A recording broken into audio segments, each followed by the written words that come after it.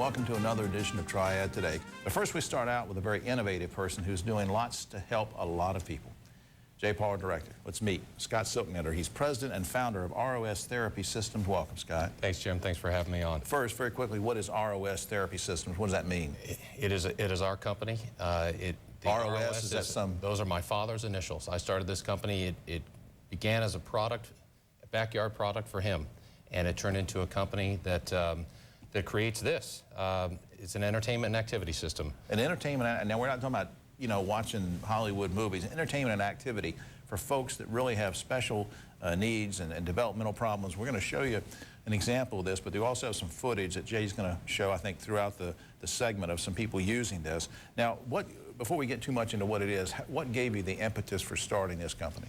My father had a 25-year battle with Parkinson's and dementia, and I had taken my kids down to Texas to visit on a trip, and his caregiver made a simple comment, wishing there was something he could do with his hands, something he could do instead of sit and watch television.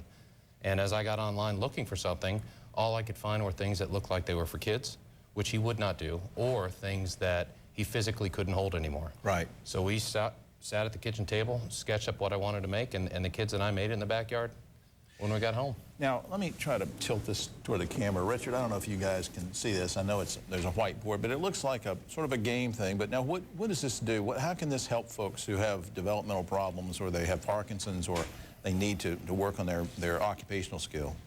The key is that this is the console. All of our game and activity board inserts slide in and out, and it's for someone who's cognitively there, may have a challenge with their hands. It's like large print magazines. The pegs are large enough for them to hold. The boards are large enough for folks to see.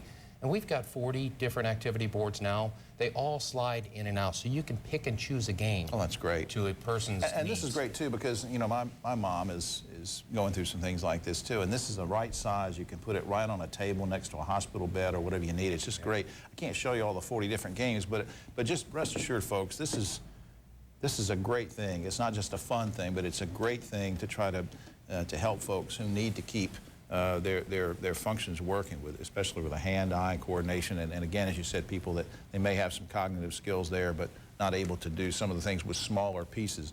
Now, who exactly is this good for that I haven't mentioned or we haven't talked about? Alzheimer's, Parkinson's, ALS, stroke, developmental disabilities.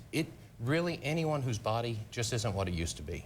And some of the other games, quickly, I know we don't have time to go over them, but give me an example. Just tell me about another type of game. It's clipboard board. It's sliding in. Somebody who was used to doing word search, crossword, but had a hard time holding it. This slides it in place and holds it for them. Oh, yeah.